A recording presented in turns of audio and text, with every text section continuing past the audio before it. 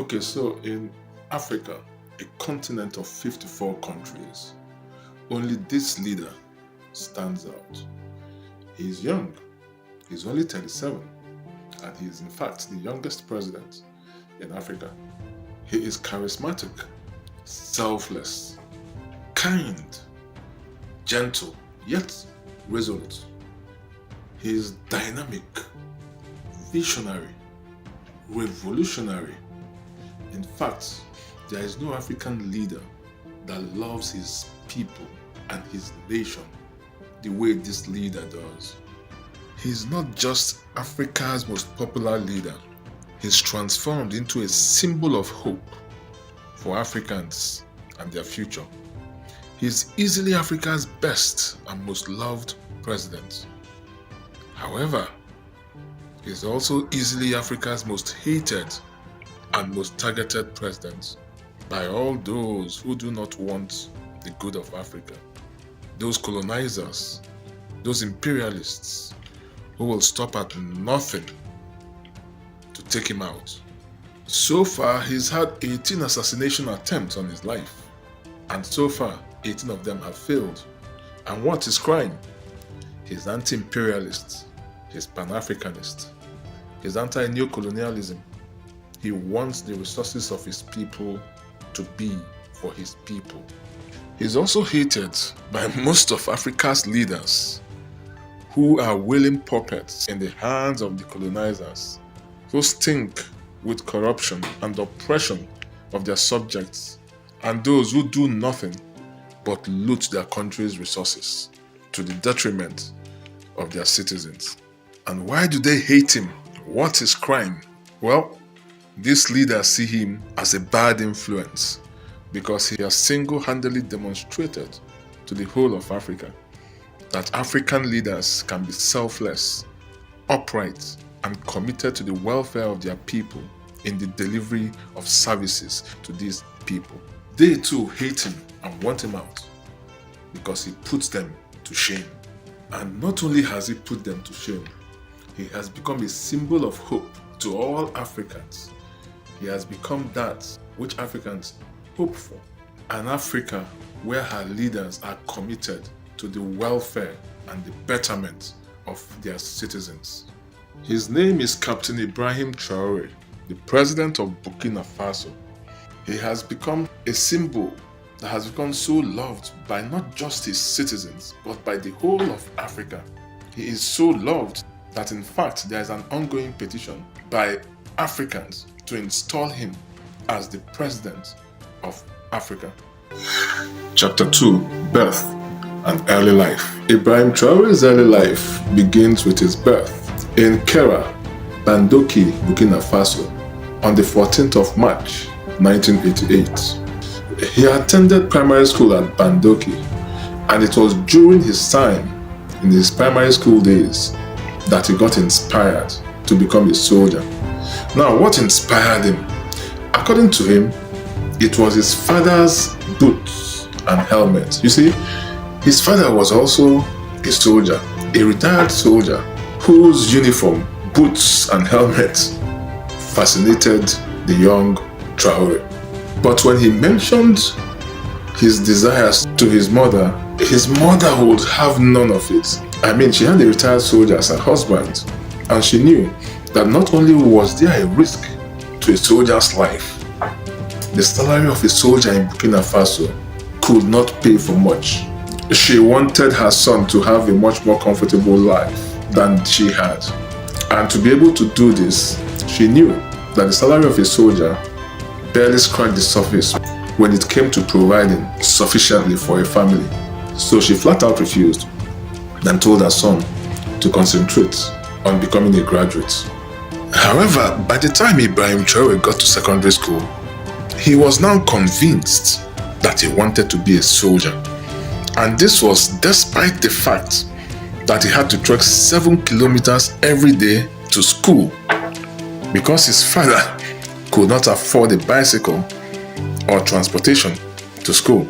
And even though he often had 1 meal a day, he knew at that age that there was no going back to his becoming a soldier, and that the only obstacle he had was to convince his mother to let him become one, and he became determined to do so.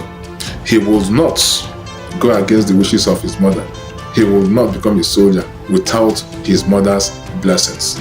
But as often as he tried, his mother would not give him her blessings. She preferred that he go to the university. So even when he took the academy exams in his 4th grade and passed, his mother blatantly refused that he go to the military academy. And eventually, Ibrahim Traore would end up in the university. So Traore gained admission into the University of Ouagadougou, where he studied geology. And during his stay at the university, he was known as a quiet person, but someone who stood up for his friends and for the weak. Now, when he finished his university and graduated as a geologist, Ibrahim Traore went back to his mother, still demanding, still pleading that she allow him to join the military. This time, his mother, seeing his resolve, gave him her blessings. After all, he had become the graduate that she wanted. And even though she didn't really want him to be a soldier, she knew that she couldn't stop him. If it was what he really wanted, then there was nothing she could do about it. She gave him her blessings. With his mother's blessings now secured, Ibrahim Traore in 2009 enrolled at the gorgeous Namuano Military Academy, fulfilling his lifelong ambition of not just becoming a soldier, but becoming one with the blessing of his mother. And joining the academy was the beginning into his military career that would eventually lead to what he has become today. Chapter 3.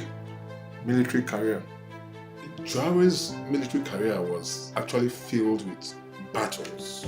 You see, from the moment he graduated from the military academy, he was sent to Morocco on an anti-craft training.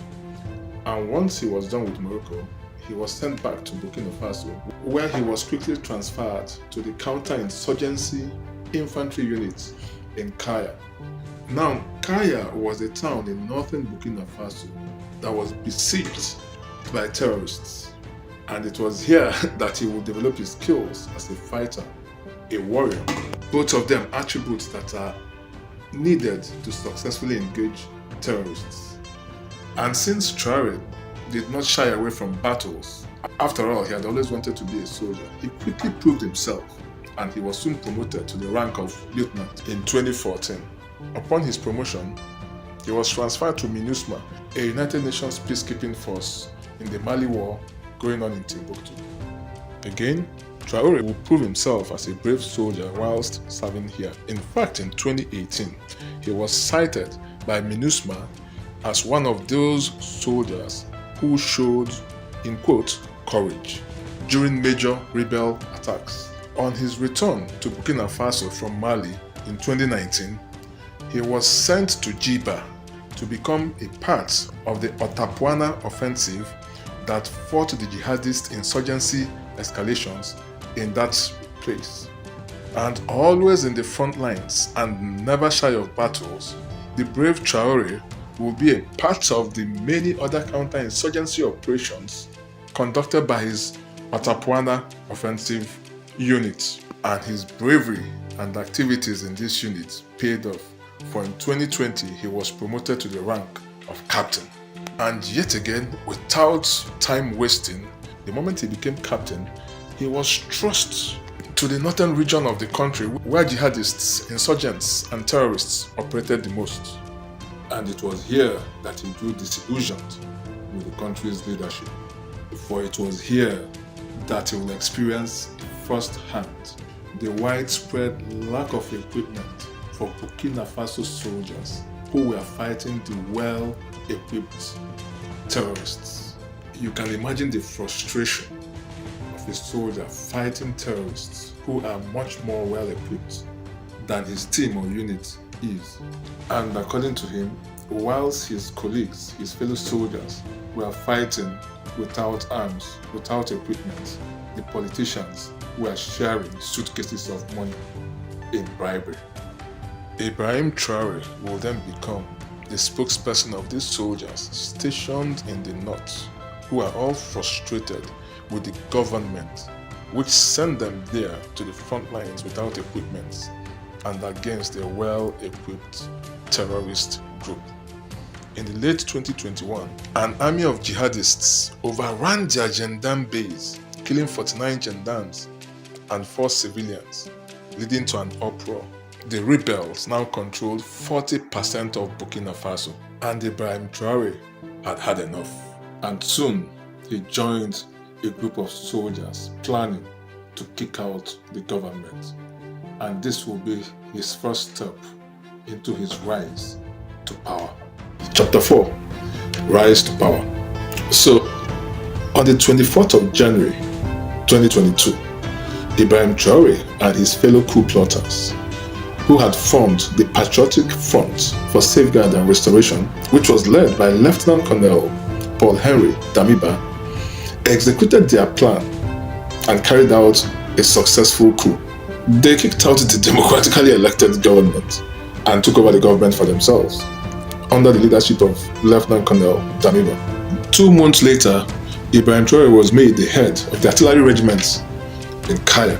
However, it didn't take long for Traoré and some other soldiers to become dissatisfied with the performance of Lieutenant Colonel Damiba.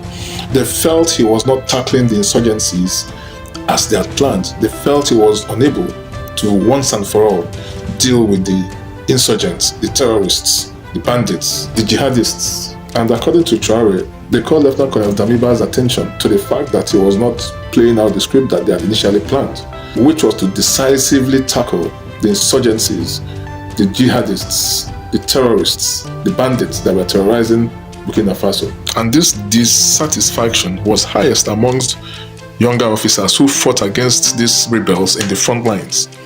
In addition, there are also delays in the payments of the soldiers' salaries, particularly the Cobra unit, a counter-terrorist unit which Ibrahim Traoré belonged. Now, Traoré and some other soldiers called the attention of Lieutenant Damiba to this and asked him to refocus, because according to them, his ambitions were diverting away from what they had set out to do. And when the situation didn't improve, Ibrahim Traoré and members of his Cobra unit decided to take matters into their own hands. They plotted their own coup to oust the Lieutenant Colonel's regime. And on the 30th of September 2022, they executed their plan and carried out a successful coup that ousted the 8-month-old young regime. Ibrahim Traoré was selected as the head of the Patriotic Movement for Safeguard and Restoration. And on October 6, 2022, he became the interim president, head of state, and supreme head of the armed forces of Burkina Faso. Thus, by accident or design, Ibrahim Traoré had risen to the highest office in the land. Now let's look at his tenure or his presidency and what he did that endeared him not only to his people but to the whole of Africa at large, making him an enigma that he is today.